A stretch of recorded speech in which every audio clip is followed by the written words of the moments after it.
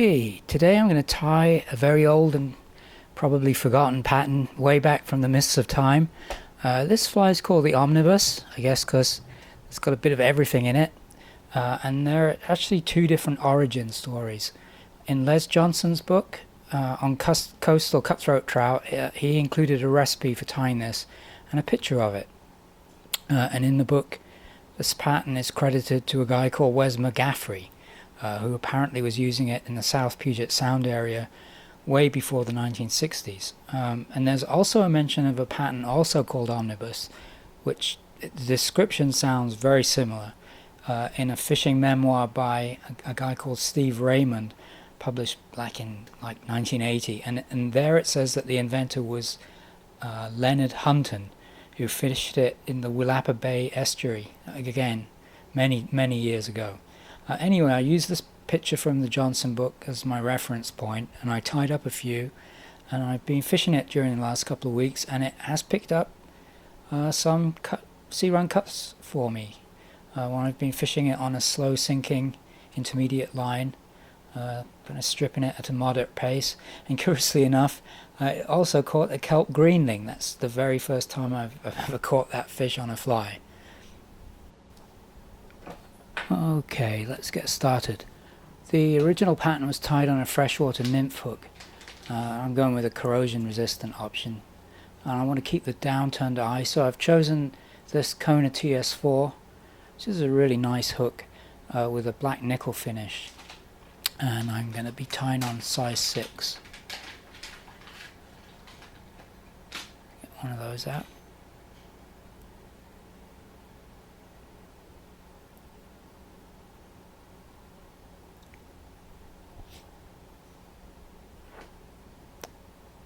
Okay, my tying thread is going to be UTC 70 denier in black. I'm going to start right behind the eye and make a nice base of thread to the point at which the bend starts.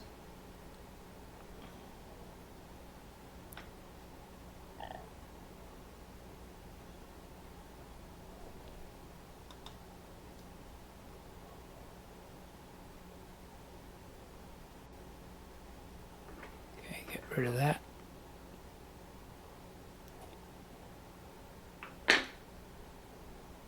So for a tail, I'm using plumes from the base of 3 Chinese saddle hackles, one each in yellow, red and white. So I'm just looking for nice fluffy plumes that will give me about half a hook length.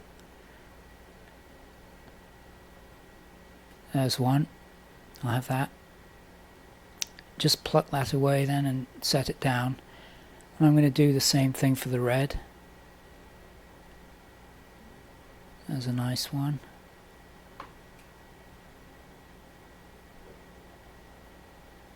And finally a white feather. And I'll be using these same feathers to make the hackles later on. So I'm just going to roll these between my finger and thumb to kind of marry them together. That looks good. Half hook length. Then I'll secure them with just a few turns for now along the top of the hook.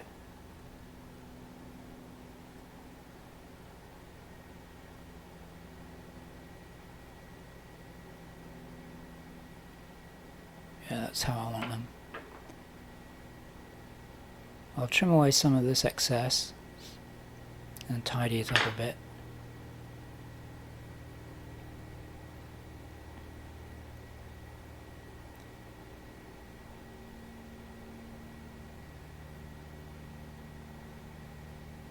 Now I'll add a rib, which is going to be a medium oval tinsel in silver.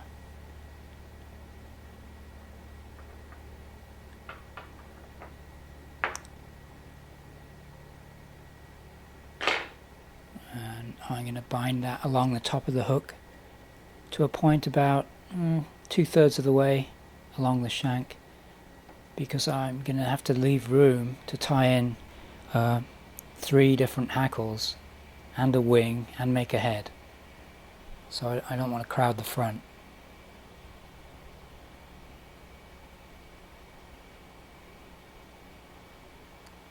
Right. So I'm going to add a body of peacock herl. And I've got 5 strands picked out. I'm going to cut the butt ends even and tie them in at that end.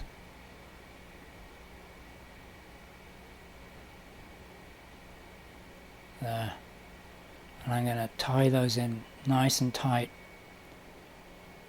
all the way back to the tie-in point for the tail.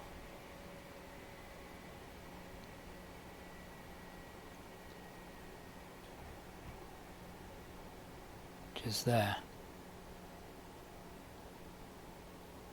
I'm going to bring my thread back up at just a short distance towards the eye, maybe 3 or 4 millimeters. And at this point I'm going to make a loop with my thread, which is just a shade shorter than the peacock herls. Now I'm going to wind the thread back over the top of that loop to secure it in place. And now I'll take my thread forward again, out of the way, and I'll just keep my loop open with a dubbing spinner for a moment. And I'm gonna throw a quick half hitch over the tying thread at the front, just so it doesn't unravel itself while I make a loop. And I'll put that for now in the bobbin cradle.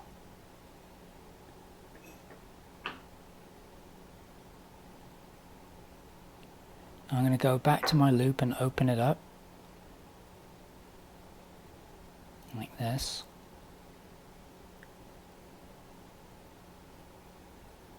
And then I'm going to stroke the bunch of herls along the left side of the loop and hold them in place. And I'll take a dubbing hook, one of these fellas, push the hook up inside the loop and catch the left strand and the herls together, and turn the hook over, grab the right side of the loop, and then just pull everything down. Now the herls are locked in place and I can just gently spin them into a nice chenille, which is going to be much stronger than the individual herls would be. And every now and again I'll just gently push the twists up the loop to even everything out. And if one of these breaks, it's okay, you've got 4 more to go.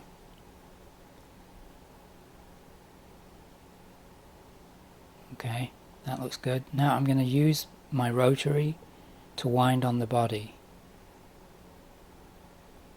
So you can see, I've retained the iridescence and the nice fuzziness of the herls. It's just going to give a much more resilient body applied this way. And I'm just going to take it to that point, about 2/3 of the way along the shank.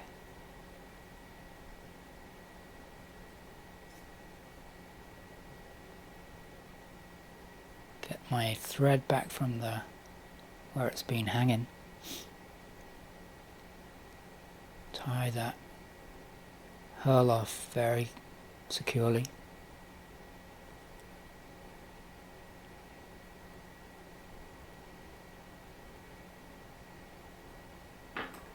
That's it. Trim away the surplus.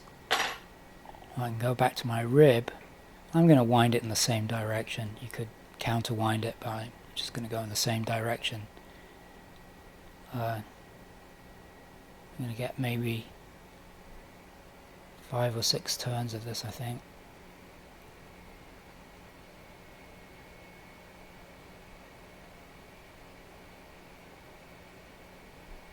And tie that off.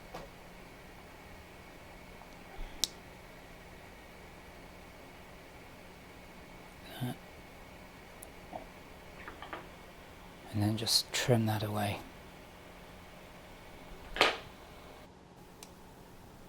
Okay, the recipe calls for a hackle made from 2 turns of each of the red, the yellow and the white feathers. So I'm going to take my red saddle feather first and find a point near the tip that'll give me fibers that'll reach just to the hook point. And I'm going to cut it just below that point. And I'm going to strip back the fibers to expose a little bit of stem. I'm going to tie on my side by the stem and carefully just trim away that excess surplus piece there. I'm going to take 2 full turns, maybe 3, just stroking the fibers back as I go. I'll tie that off.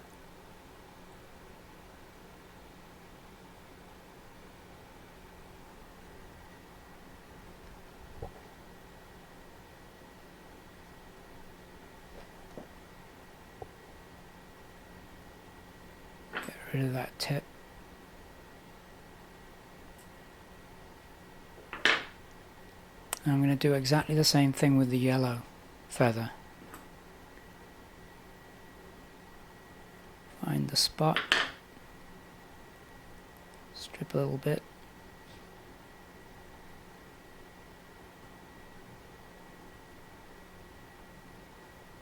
and then tie it in right in front of the red.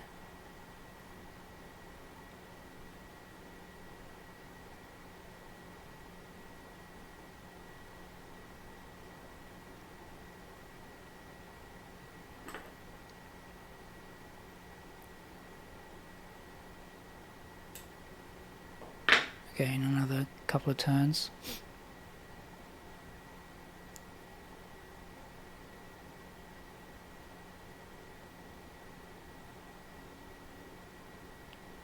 That's good.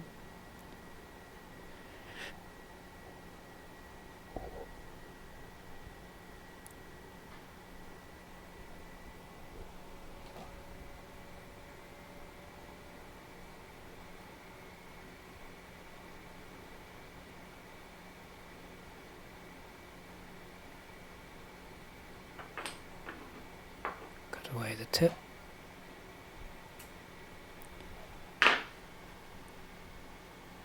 And finally my white hackle.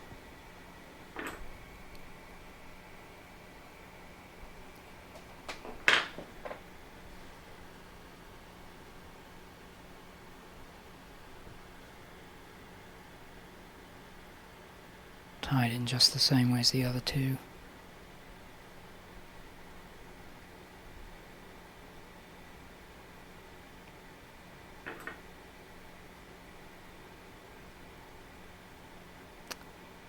One doesn't want to come.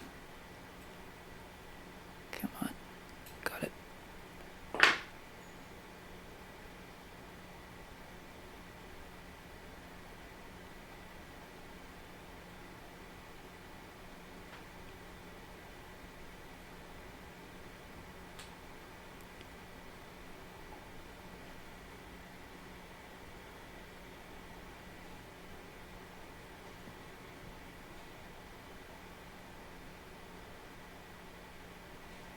Right, now I've got them all tied in. I'm going to just take some extra turns around just to set those hackles in the proper place.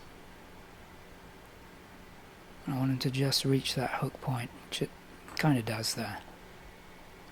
Let's trim off that last little bit. Good. So my wing is calf hair. And I'm just going to cut off just a sparse clump, not much at all.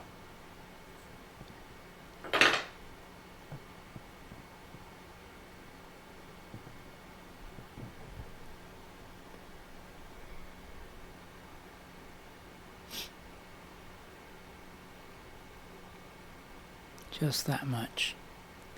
And I'm going to measure that to about the length of the body, maybe just a little bit longer. And I'll offer that up to the hook and then tie it in with some pinch wraps as tight as I can. Really bind that down tight. I'm just going to check that it's lined up down the center, which it is. That looks good. Let's get those fibers out of the way. And now I'm just going to create a nice thread head and make sure everything's covered up at the front.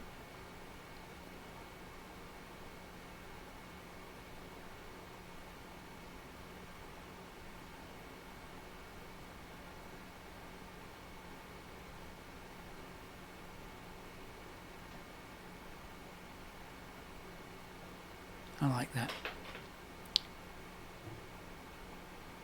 So now I'll put in a whip finish.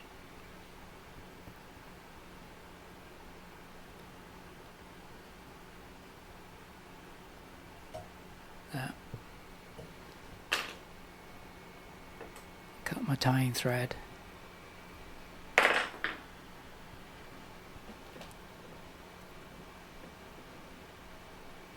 And then the last thing I'm going to do is add some thin UV resin. This is the flow from Loon. And cure that.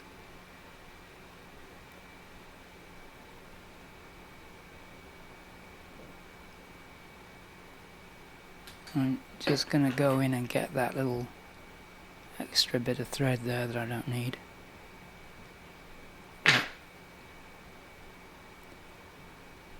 A little bit more of the resin on the underside.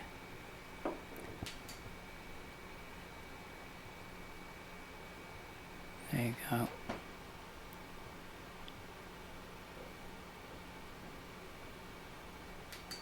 And there we have the Omnibus in all its multicolored glory. Please add a comment if you decide to give this one a try. Let me know how it does. Thanks for watching. Take care.